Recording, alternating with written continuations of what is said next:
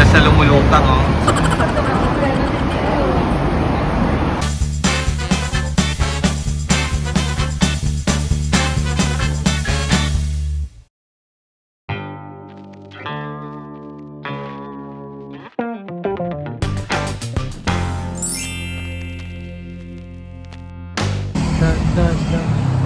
So, yun ang maganda din sa Japan. Madaling maintindihan yung train stations. Pero hindi pala lahat. Kala ko dati lahat may escalator. Yung pala hindi lahat. Sabay. Sa train station. Tayo lang nandito ngayon. Kasi lumang line na yata ito eh.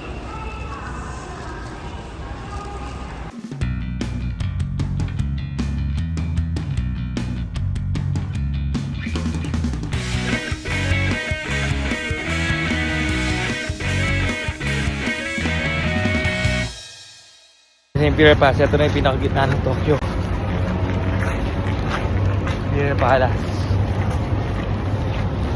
Kaya ito, sa gitna ng city may garden. Ano siya? At katulad siya nito, wala lang yung mga bubong nila. Ayan o.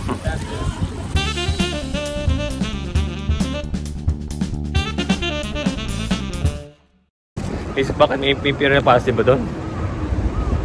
Nagoya Castle? Castle.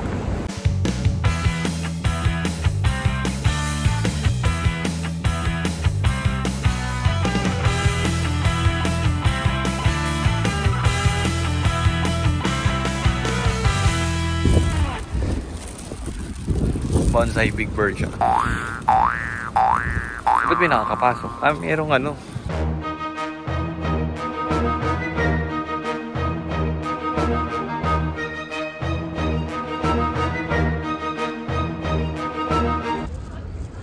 Imperial Palace, Malacanang ng Japan. Di ba? Tama? Dito nakatira yung nila. Ano yung Prime Minister? O basta yung head? Sa gilid na ito nag-jogging yung commercial si Roger Federer na One Cloud. 1, 2. Okay. Starbucks o tatlong 2, 3. Pero dito, walang bicycle. Ba't bawal? Bawal ka. Isa lang. Tokyo Station.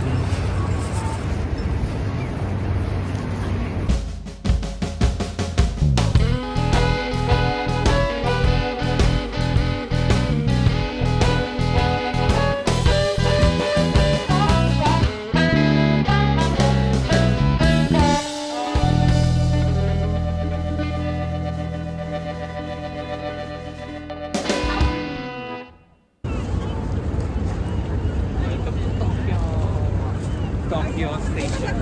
Ayan. Ang top. Tokyo number 1. 01. Station number 1 pa. Ano? Tokyo Station. Say hi. One. Picture.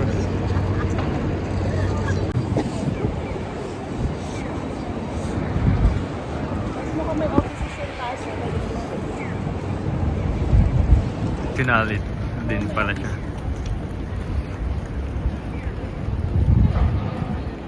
Yung station sa taas, yung bilog-bilog. Oh, ulit. Mga thrift stores na pinupuntahan namin pala ulit.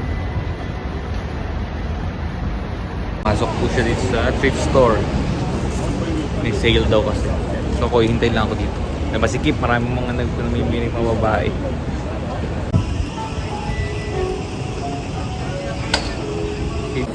Thrift store again. Heart of Fabio.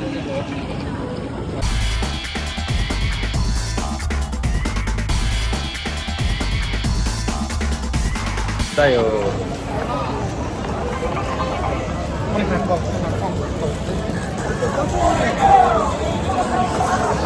Duda sa lumulutang, oh.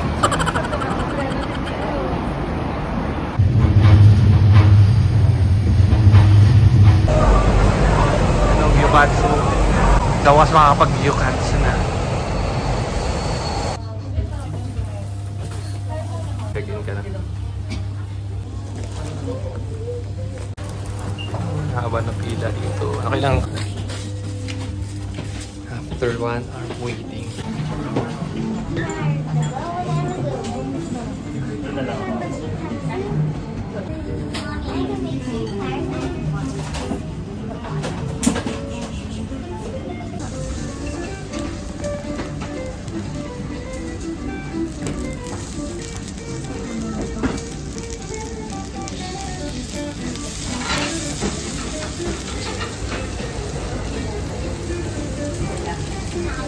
Ano to?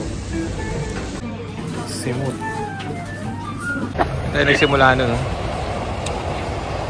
Sa Skyliner tsaka ano? Kaisei. So, masarap naman yung gyukatsu. Hindi ko lang alam kung tama yung pagluluto ko. So, pero masarap. Para for the experience. Mas maraming mga Pilipino doon, mukhang sikat yun eh. Yung ano, gyukatsu momo something.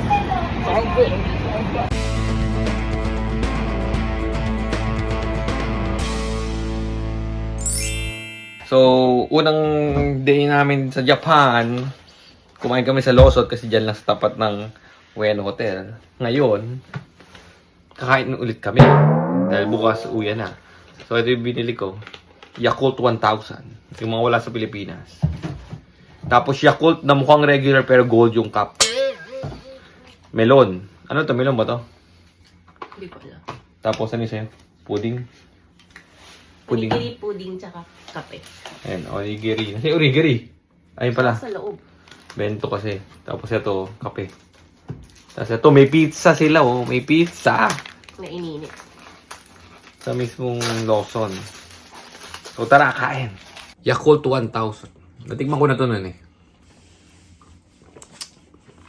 Lasang Yakult. Yakult na may gold cup. Lasang po. Lasang Yakult. Pero may parang konting difference na hindi ko ma-determine. So, pumunta kay Japan. Search mo na lang. Hindi, kahit pumunta sila para malasa nila.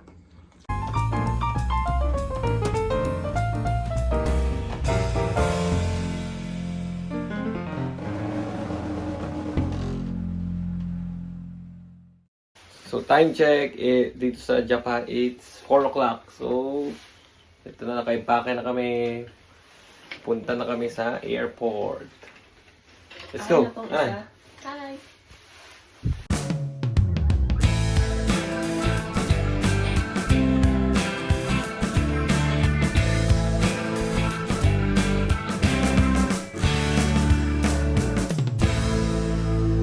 Kami lang po yun nandito sa train station ng ganitong oras. Sobrang kakaiba ako compared sa ano. Sa rush hour. Ngayon parang close down.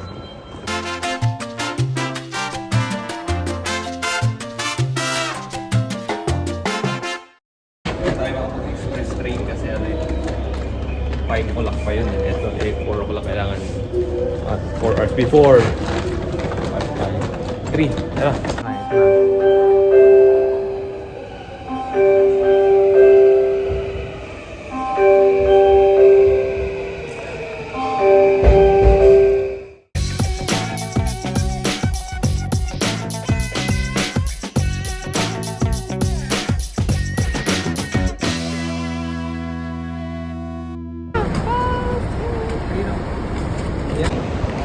Yan na, Narita Airport.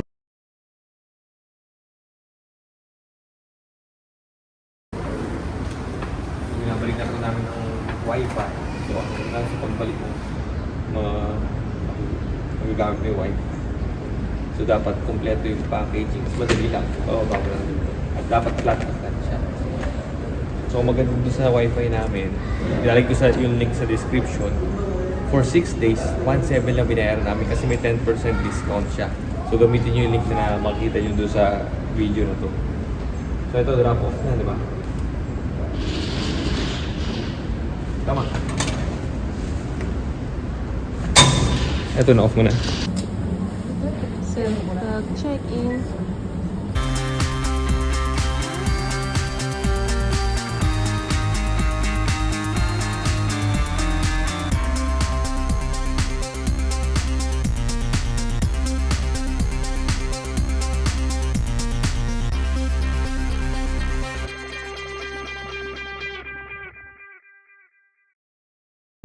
very efficient.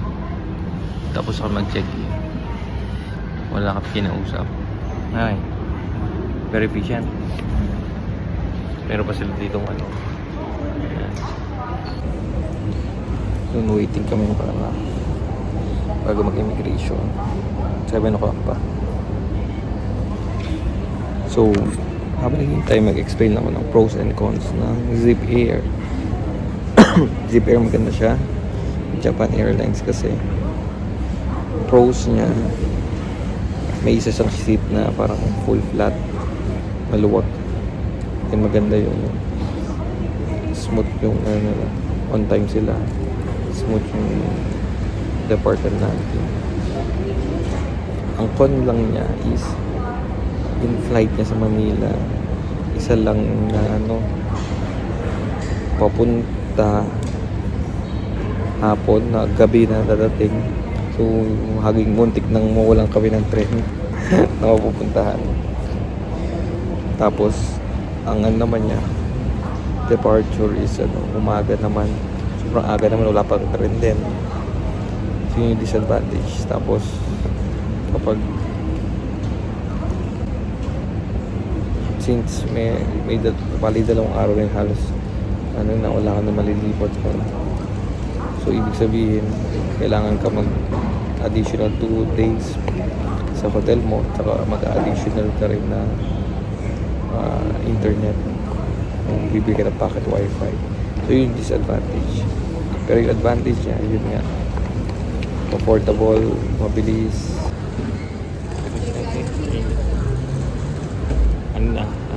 Immigration na, so bawal doon ng camera.